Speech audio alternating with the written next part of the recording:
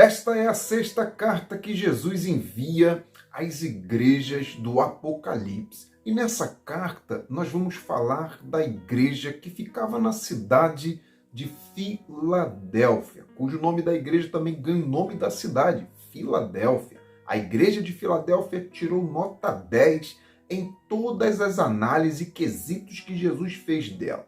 Jesus só tem palavras de elogio e edificação para essa igreja que, apesar dos abalos sísmicos, terremotos na cidade e oposição satânica contra a igreja, ela permaneceu fiel ao noivo Jesus. E eu, pela graça divina, separei 10 lições sobre esta igreja abençoada.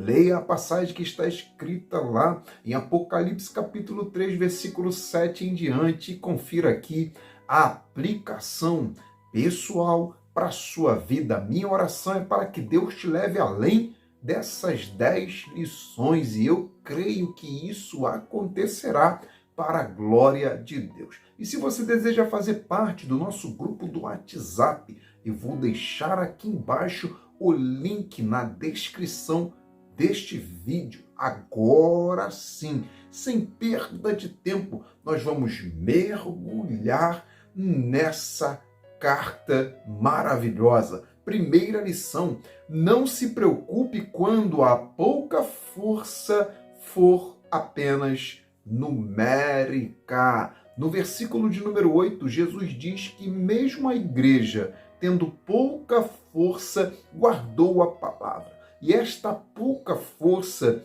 que Jesus fala aqui não é pouca força espiritual, não é que a igreja tivesse fraca espiritualmente, mas sim pouca força numérica. Filadélfia não era uma grande igreja com vários membros.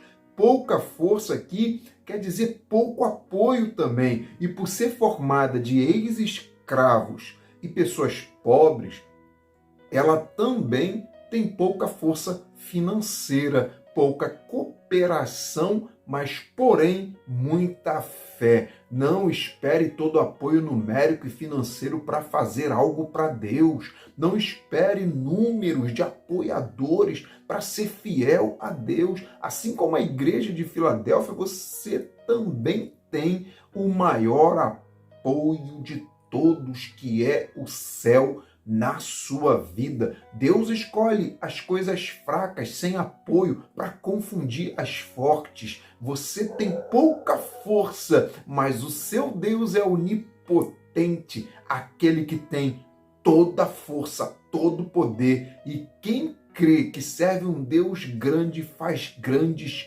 coisas para ele, porque com Deus, pessoas comuns podem fazer coisas extraordinárias. Segunda lição: o verdadeiro amor ama o pecador. Filadélfia quer dizer amor aos irmãos ou amor de irmão. Só que a igreja de Filadélfia não tinha amor só no nome.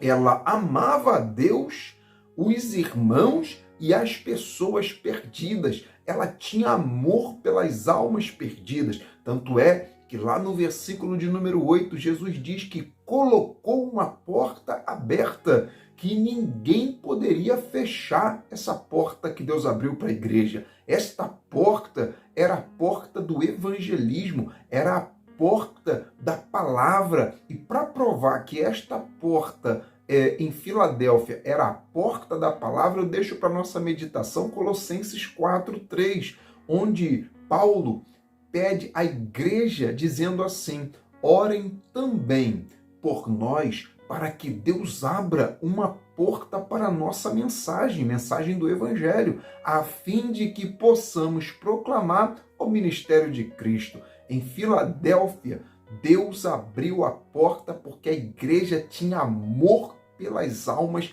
perdidas. E quando há amor, também há portas abertas. Quando amamos o que Deus ama, Ele envia meios, Ele abre porta, Ele envia condições. Ele é aquele que abre e ninguém fecha. Se você ama a Deus, o próximo e a obra dele, Deus enviará portas na sua direção. Deus não abre porta se o amor não vier na frente. E quando ele abre, ninguém pode fechar.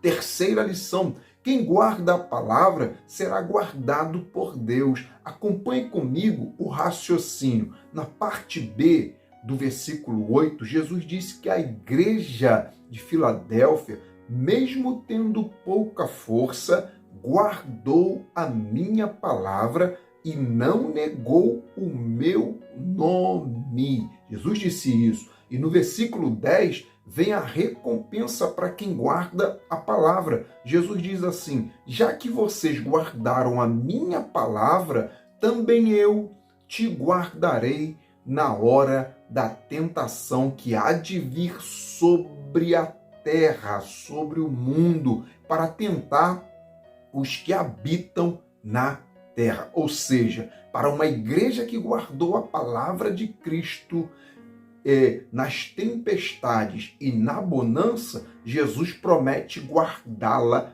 também. E detalhe, olha o detalhe aqui. Jesus disse que a tentação atingiria toda a terra, menos a igreja de Filadélfia que guardou a palavra. Jesus aguardaria dessa tentação. Ela ia passar e ter vitória do outro lado. O salmista, no Salmo 119:11, diz que guardou a palavra de Deus no coração para não pecar contra o Senhor. E eu aprendo que, na verdade, é a palavra que está nos guardando quando nós escolhemos guardá-la em nosso coração. Quarta lição: pequena não quer dizer esquecida. Tanto a igreja quanto a cidade de Filadélfia eram pequenas. Amém? Por isso que Jesus disse no versículo 8 que a igreja tinha pouca força. Esta pouca força aqui não quer dizer pouca força espiritual, como nós falamos. Com certeza não era isso. A igreja de Filadélfia, ela era uma bênção. Jesus não tinha nada para dizer contra aquela igreja, mas mesmo sendo pequena em número e tendo poucos recursos financeiros, Jesus não se esquece dela. Na verdade, ela tinha tudo que atraía a presença de Jesus para a sua direção. Ela era reprovada pelo mundo, mas aprovada por Deus, esquecida pelo mundo e lembrada por Deus. A nossa capacidade de reconhecermos que somos pequenos atrai a presença de Jesus em nossa direção. Não precisamos de todo o apoio do mundo, de todo o recurso do mundo. Só precisamos guardar a palavra com fidelidade, que Jesus guardará os pequenos. Os grandes que não guardam a palavra, que acham que não precisam dela, são pequenos diante de Deus. Mas os pequenos que guardam a palavra são grandes diante de Deus. Deus não se esquece dos pequenos. Pequenos são lembrados pelo grande Senhor. Quinta lição: as oportunidades vêm acompanhadas de obstáculos. No versículo de número 8, Jesus diz que abriu uma porta e ninguém poderia fechar. E no versículo anterior, o versículo de número 7, Jesus diz para tranquilizar a igreja que ele é, na verdade, aquele que abre e ninguém fecha, e fecha e ninguém abre. Jesus passa essa segurança, irmãos, para a igreja, porque toda porta, toda oportunidade que ele abre para nós, sempre haverá opositores querendo fechar. Por isso que ele falou, olha, eu sou o que abro e os opositores não fecham.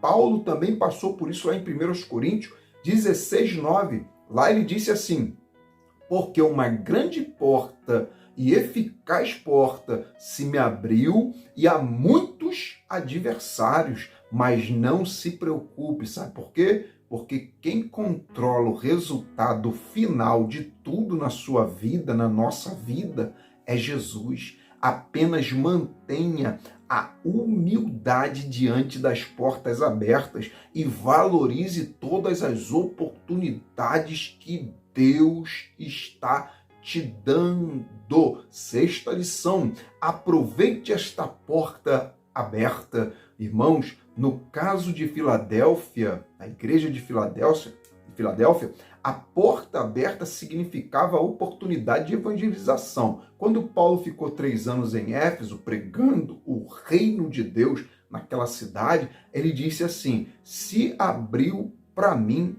uma porta ampla e promissora. A evangelização é uma porta, irmãos, onde a igreja, nós como igreja, devemos entrar por essa porta em busca dos perdidos. Não feche a porta na hora em que você estiver diante de alguém precisando de uma palavra. Quer ouçam ou deixe de ouvir, faça a sua parte. É interessante notar que nenhum país, por mais rígido que seja, irmãos, em relação ao evangelho, consegue fechar a porta para essa palavra.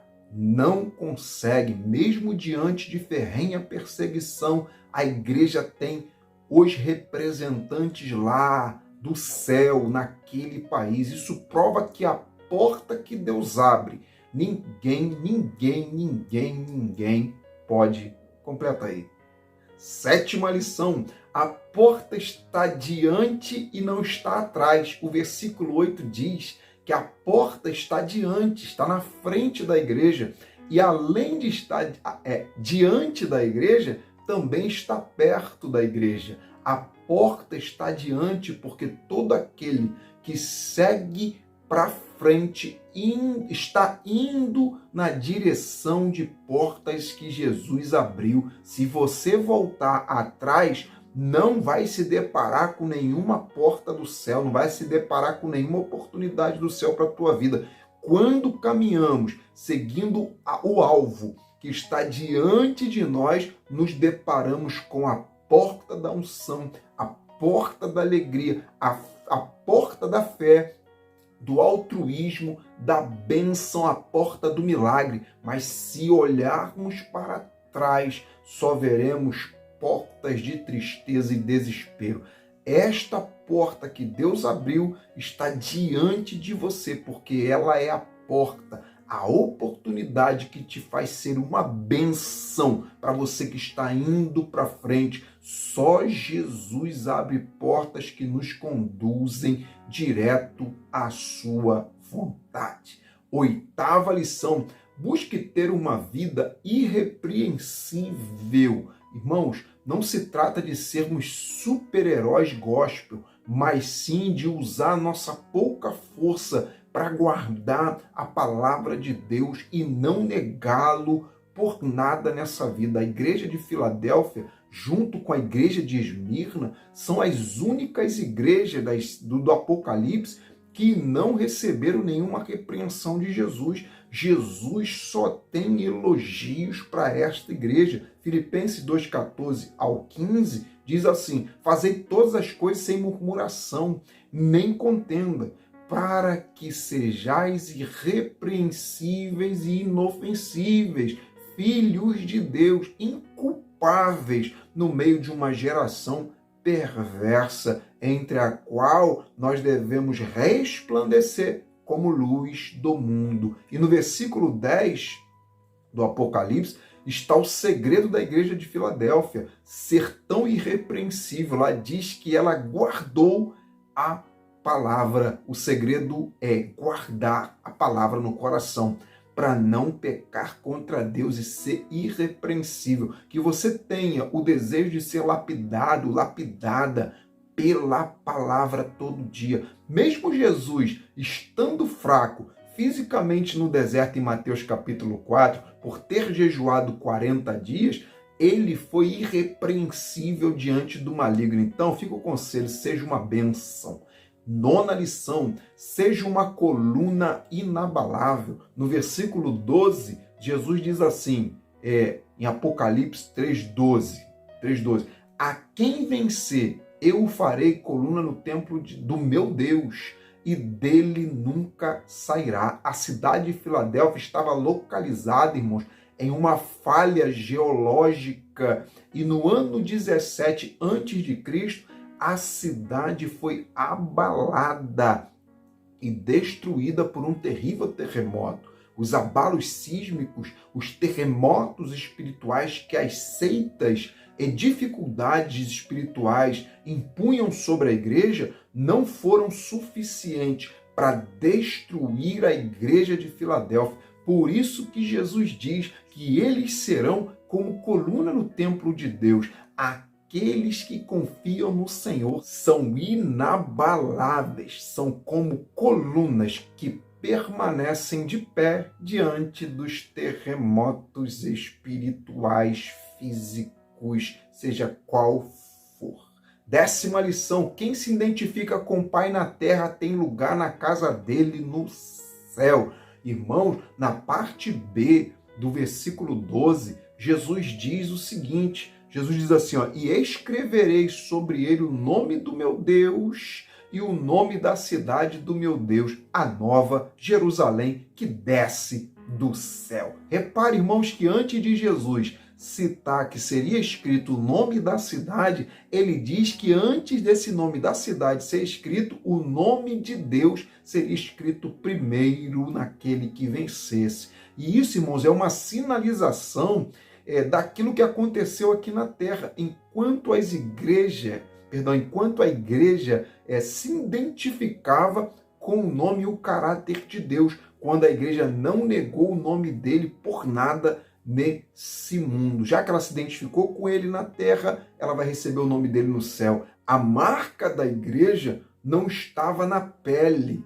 O nome de Deus estava marcado no coração, irmãos, dos membros da igreja de Filadélfia. Olha que coisa linda. A igreja tinha a marca do seu dono. Ela se chamava pelo nome do Senhor na terra e ganhou no céu o nome do Senhor que ela já carregava aqui na terra e ainda ganhou o nome da cidade do seu Senhor no céu. E o nome da cidade de Deus, irmãos, só ganha quem não se identificou com essa cidade aqui chamada mundo, com essa cidade aí chamada pecado. Então fica o conselho, se identifique com o Pai e receba o céu como morada da sua vida. Que Deus muito te abençoe nessa hora.